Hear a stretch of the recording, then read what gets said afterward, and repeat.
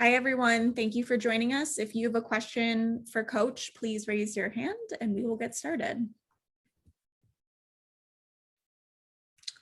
Jen?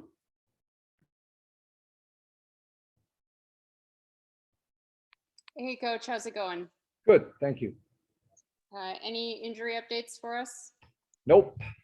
Everybody's the same crew as it was yesterday. Gotcha. And then just wanted to ask real quick, after playing this last stretch of games against some really big teams between McCowan and Jonquil Jones and Liz Cambage, do you feel like you guys have kind of do the things that help you guys in the half court against all those teams, are those the same? Do you have a blueprint for how to deal with these really big teams that you can use against Sylvia Fowles, or does it kind of vary game to game still? I think it helps us. Every game is going to be a little bit, but they're a big team too. Between, Sylvia, as you said, and Dantas, if she plays, I know she got hurt the other day. Collier, plays the small forward, so they play a big lineup just like Vegas did.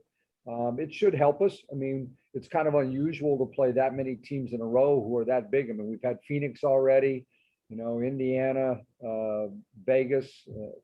So it's, I guess we're kind of getting used to it a little bit. But I saw a lot of good things, even going back and watching the film. We had that bad stretch in the third quarter, particularly early. But we scored 93 points against a team that's got a great defensive reputation. The offensive part, I think we can figure out. We just need to do a little bit better job on the defensive end. And it didn't help us that, we had some uncharacteristic turnovers yesterday. But playing all these big teams, we're obviously getting used to it. And then just real quick, should we expect to keep seeing Shavante in the starting lineup, or might that change up as we're waiting for Sydney to get back? For right now, when Sydney comes back, I think that's her spot as of right now. But, I think going into Tuesday's game, I have no reason at the moment to change. Got it. Thanks. Cream. Hey, Mike, how are you? Good. You started to go there, but I'm going to ask you to kind of expand a little bit. When you sat back and watched the tape, what were your likes and dislikes from yesterday? We started the game with some turnovers. We had some turnovers in the middle of the second half.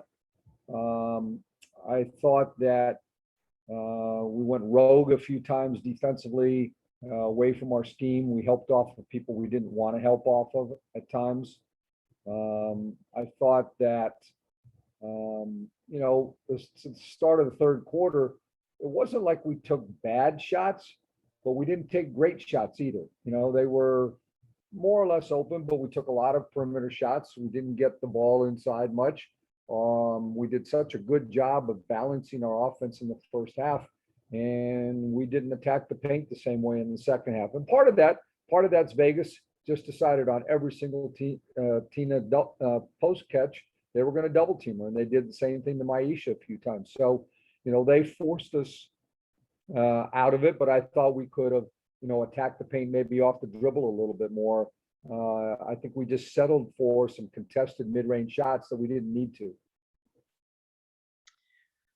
I want to ask, I was also curious, it was kind of a short rotation with your bench yesterday. Was that just a product of not having Sydney, or do you envision that kind of being more prevalent in the future?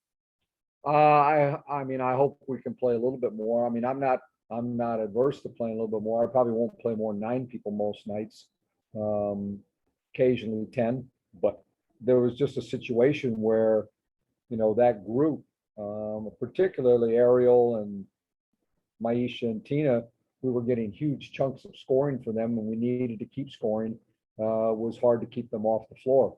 I'm hoping that, we can get a little bit more production from our bench, and that's on me to use them a little bit more. Just one of those games yesterday. I had the feel that, we had an opportunity to beat a good team. And, we had time off and some rest that, we weren't fatigued going into that game, that maybe we could play that way yesterday. And just one more for me. Shots starting to fall for Leilani. How much of a how nice is that just to kind of have her back finding her groove again? Yeah, I mean, it's a big help. Takes pressure off everybody else. Certainly, it helps her mental state. Which, if it does that, it helps my mental state, which is important. I mean, it's just good for our team. Teams can't cheat off of other players and help on the post. When our guards are knocking down threes, then you have to play us a lot more honestly. Perfect. Thank you very much. Yep. Jen. Just one more quick one from me. I saw a press release, I think it was Friday, but honestly, I don't know what day it is, that Monumental had just hired Dr. Catherine Evans to a VP analytics related role. Is that something you were involved in or know enough to speak on? I don't know enough to speak on in that I was supposed to meet with her last Sunday, and because of our schedule and what she was doing, we didn't get a chance to meet. I have a lot of faith that they didn't need me to make that decision. It was, made. Some of the Wizards people we were involved. We were invited to be a part of it. Our schedule being in season was hard to get it done when her interview was going on. But she comes, highly, highly recommended. Well thought of in the industry. I know that our people at the top were very impressed, and so I'm thinking it'll be a real good situation.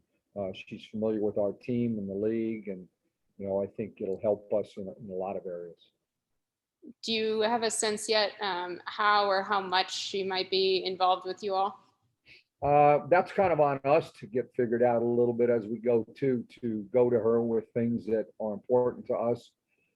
In the overall concept of what we're trying to do here with all of our analytics and research, we've been able to be involved in the process of what we're looking for in that kind of person, what our needs are. So people that have are coming into the analytics side of the organization are well aware of what we have asked for as far as Mystics help. Gotcha. And then last question on this note, and I'll let you go. But since you came into this role with the Mystics several years ago, how has it changed? How the Mystics use analytics, or how much you guys take advantage of that? I mean, I would say we have been among the more progressive teams in our league. The biggest problem when I came here, and even throughout the league, was the lack of databases that were available to us compared to the NBA or other sports. And that has improved over the last few years. There are a lot more sites. There are a lot more things internally within the league that give us data. We have had to, come up with some of our own things also.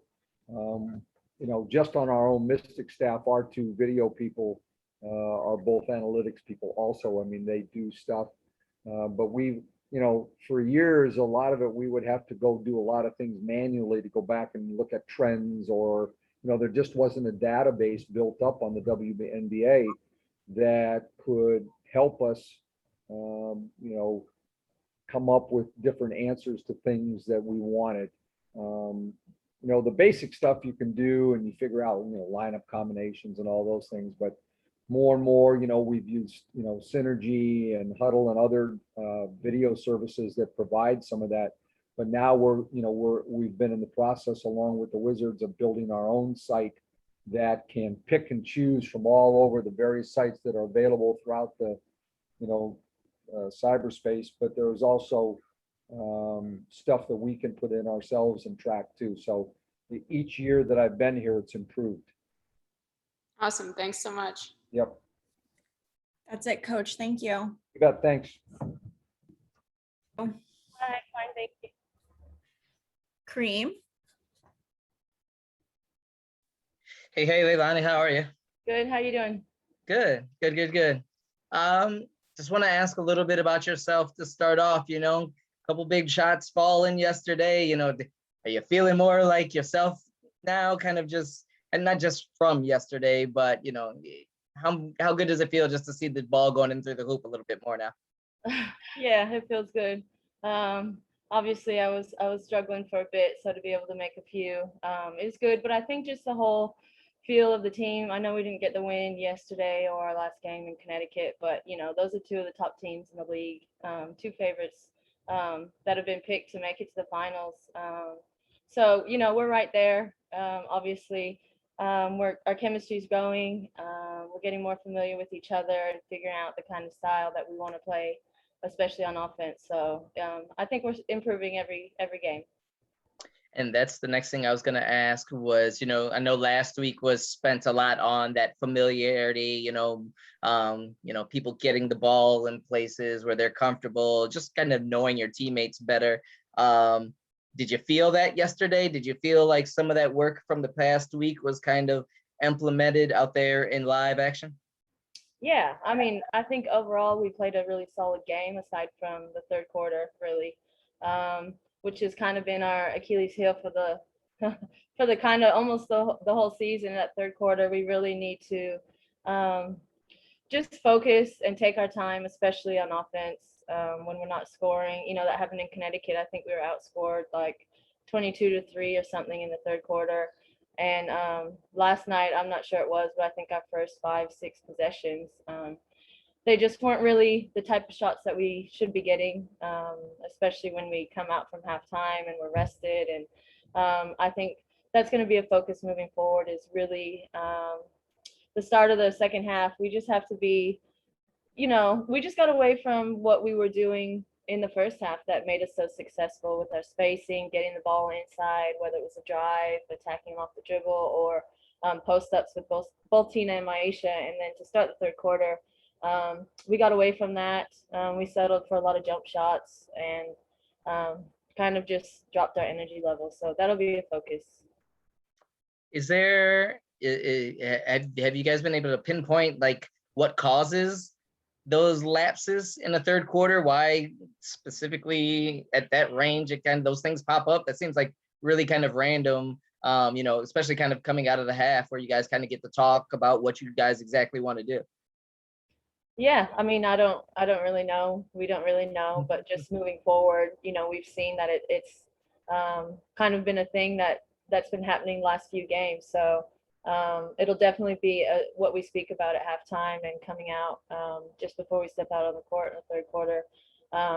We'll probably just, I don't know, make sure we have the plays maybe pre-called of what we want to do to make sure we get the ball inside, but just, remind each other that we need to stick to our game plan and make sure we're executing. Cool. Perfect. Thank you. No worries. Jen. Hey, Leilani, how's it going? Good, thanks. Last week while you guys were, I don't want to say off because you guys were practicing, but had that break between games. We heard a lot about you guys working on spacing and getting to know each other and chemistry and all of that. Did it feel different out there to you yesterday? Yeah, and just watching the video today as well, you can see on a lot of our good offensive possessions, we were just really well spaced. We had people in the corner outside the 3-point line. We were able to get the ball inside to Tina, and she was making great passes. Maisha, I don't know how many times she got, the cut, whether it's from the top or the backside, when someone would go double. So that's the style that we want to play. And I think, we help ourselves out when we really focus on having that spacing and making sure we give each other room to make plays, whether it's, like I said, through the post up or off the dribble. And then, so was today's practice mostly film and working on from last game, or have you guys, flipped the switch to Minnesota? What was practice like today, and what were some of the points of emphasis? Yeah, it was just a lot of shooting. Obviously, some people played big minutes yesterday. So just getting sort of game shots, working on our passing, just movements out of certain breakdown of plays. But it was mostly just offense and trying to create that spacing and getting the feel of where our shots are going to come from out of the offense and, certain movements that we want to do. Gotcha. And then more scouting report stuff tomorrow, I imagine. Yeah. Got it. Thank you. No worries. Natalie. a short question for me. Is there any difference kind of adjusting from having a long gap between games to now you're in a stretch where you're going to play 3 kind of really close together? I mean, just obviously the preparation will be shorter. You know, where last week, I feel like when you have a big break or 3-4 days in between, you have more time to focus on yourself, you know, your own team for a couple days, and then get into the scout of how we want to play defensively or how we want to expose them with our offense. So that was good last week, where we got to work on ourselves quite a bit, and then today again we got to spend a little bit of time because we have tomorrow to prepare for Minnesota. So when it's, you know, every other day, you just don't you don't really get a lot of time to work on yourself. So and that was shown in the bubble last year, where you saw you know, we were playing every other day, and we went through, I think it was the month of August, where we were losing so many games. But it was hard because you never had time to actually practice and fix things. It was just like, that game's over, and now we've got to focus on the next team. So that's what makes it difficult, and that's the only adjustment between when you have you know, multiple days in between games or not. I think that's it, Leilani. Thank you. No worries. And that concludes today's media availability. We will send out an email later today about tomorrow. Have a great rest of your Sunday, everyone. Thanks, Kara.